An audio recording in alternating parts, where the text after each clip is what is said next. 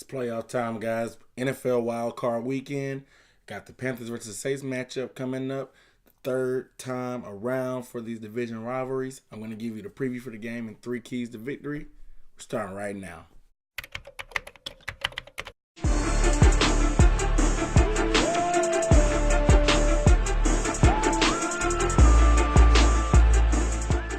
What up, though? What's up, everybody? It's Aaron Duncan here with the Necessary Bluntness Sports Talk. On this channel, I give you the best coverage of the best division in the NFL, the NFC South. So if you want to see more videos about the Bucs, Saints, Panthers, or the Falcons, consider hitting that subscribe button below, giving this video a thumbs up. But hey, real quick, down in the comments below, let me guys know what you think, what's going to happen in this game. What's your score prediction? What do you think the biggest X factor is going to be? Do you think them playing them a third time is going to make a difference for the Panthers?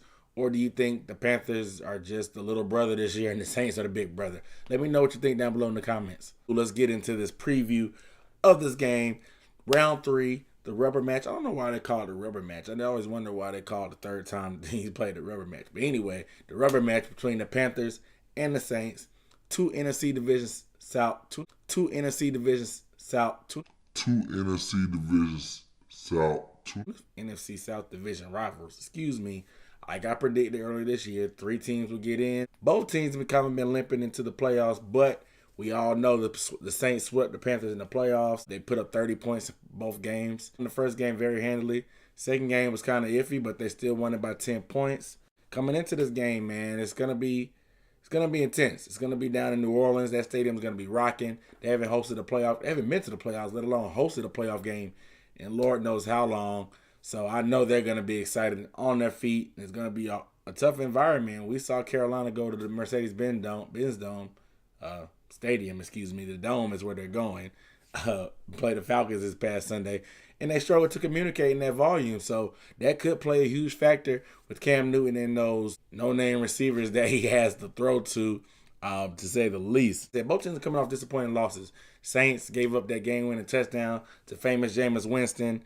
On the road in Tampa Bay. Luckily, the Panthers still lost, so they didn't lose the division. They still got that home game. The Panthers got to be kind of disappointed, but Ron Rivera's been preaching about moving on. The Saints they've been fairly healthy now, so they did lose 3 of their top defensive guys in A.J. Klein, Vaccaro, and the Rankins, I think, on the D line.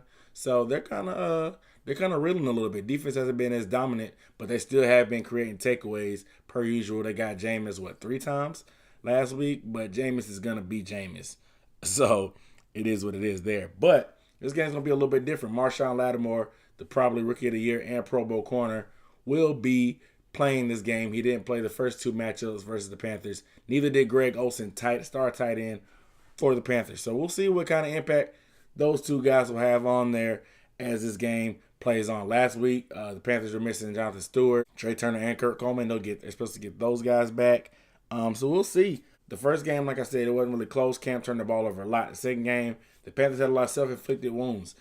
People don't really pay attention to what really happened in that game. But if you look back, that 4th and goal at the beginning of the game, the Panthers, they just had bad tackling. They missed a ton of tackles. On that 4th and goal, Shaq Thompson had a chance to wrap Alvin Kamara up and later boom. He decided to try to hit him and not wrap him up. And Kamara bounced off and got in the end zone. Had they got that stop on the road, 4th and goal at the 1-yard line, that would have been a huge momentum shift. Who knows what would have happened? Carolina's not a good comfort behind team, so they had to have an impact on last game. The penalties, the lack of penalty with the blatant offsides that the refs missed on the 3rd down that Cam Newton ended up getting sacked on. The holding the face mask penalty Matt Khalil had on Cameron Jordan, when Cam Newton scrambled on 3rd down. They ended up being a punt at the end of that drive. The Peppers, unnecessary roughness penalty out of bounds on Tommy Lewis that ended up leading to a Saints touchdown. Then the mistakes, Kalen Clay fumbles a punt that leads to Temp, 3 points right there. If you take that 7 and that 3, that's the difference in the game right there. So, if the Panthers play a clean game, they're going to have a chance to hang around.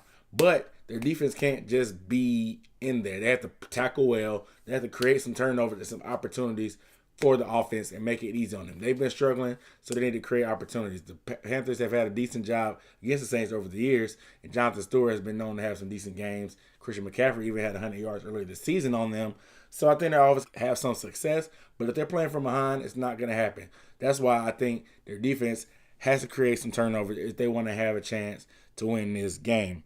Can they play a clean game? Time will tell. Like I said, the Saints have been great at taking the ball away. Marshawn Lattimore will be back. He's been a ball hawk this year. For the Saints, like I said, they just have to play ahead. They have to move Cam Jordan around, get him in some matchups, single one-on-one opportunities, get him lined up against Matt Khalil, take advantage of him, force the issue on Cam, get some pressure, force some mistakes. Cam looked shaky last week, so if they pressure him with Cam Jordan, who's having a great year this year, he can have an impact on the game and force some big turnover. They consistently drop 30 points on them, so I just think they need to keep doing what they're doing with the two-headed monster at running back. Make them tackle. Make them get tired of tackling. They have two guys that can run the ball easily, two guys that have over 1,500 yards from scrimmage. You guys know the numbers. Both these guys are Pro Bowlers. Hasn't been done. I don't know when the stat is about how long it's been done, but they have to continue to feed the beast and wear Carolina's defense down. Carolina's defense will come out aggressive. Look for them to try to right the ship from the last time it happened, even though they've given Carolina their two biggest rushing performances because the Panthers have been good against the run, but they can't stop the Saints for some reason. For me, I see the third time being the charm, man. Everybody's been saying, oh, it's hard to be a team 30 times when it's really not. But I gotta give this Panthers defense some credit. They're probably gonna take it personally that what happened. Luke Kuechly and Thomas Davis are gonna be out for blood. I don't see them missing as many tackles as they did last time. They played decent enough defensively. They just got to tackle better. That's just what it comes down to. But they have to create turnovers. They can't just be good. They have to be great to help this offense. And I see it happening. I see Cam taking care of the ball finally, and I see Carolina actually having a shootout. It won't be them playing from behind. It'll be more of a back-and-forth game, I think, this time. Like I predicted before, I see the Saints, doing what they do. So I think it's going to be a high-scoring affair. The total's 48. That's going way over that.